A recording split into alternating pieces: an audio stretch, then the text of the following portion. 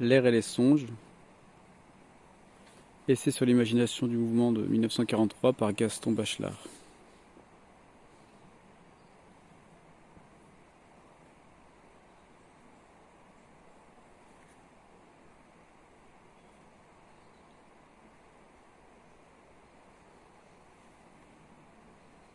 Si l'on faisait le double bilan des métaphores de la chute et des métaphores de l'ascension, on ne manquerait pas d'être frappé du nombre beaucoup plus grand des premières. Avant même toute référence à la vie normale, les métaphores de la chute sont assurées, semble-t-il, d'un réalisme psychologique indéniable. Elles développent toute une impression psychique qui, dans notre inconscient, laisse des traces ineffaçables. La peur de tomber est une peur primitive. On la retrouve comme une composante dans des peurs très variées.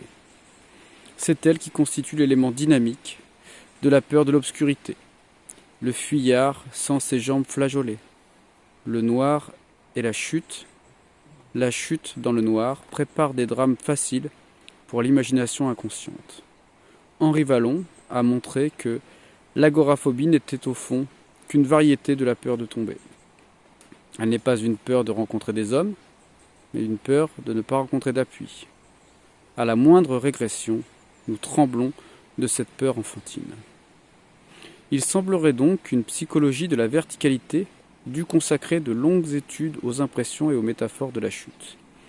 Et cependant, nous ne nous en occuperons que dans un court chapitre, avec la simple intention de mieux préciser ce que nous croyons être l'expérience vraiment positive de la verticalité, qui est, d'après nous, la verticalité dynamisée en hauteur.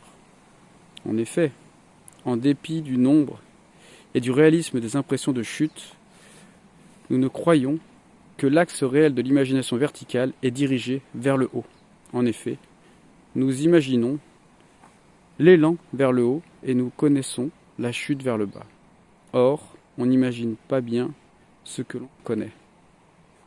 En fait, l'imagination dynamique, quand elle est livrée à son rôle de susciter des images du mouvement, quand elle ne se borne pas à décrire cinématiquement des phénomènes extérieurs, imagine en haut, l'imagination dynamique propose vraiment que des images d'impulsion, d'élan, d'essor, bref, des images où le mouvement produit a le sens de la force imaginée activement.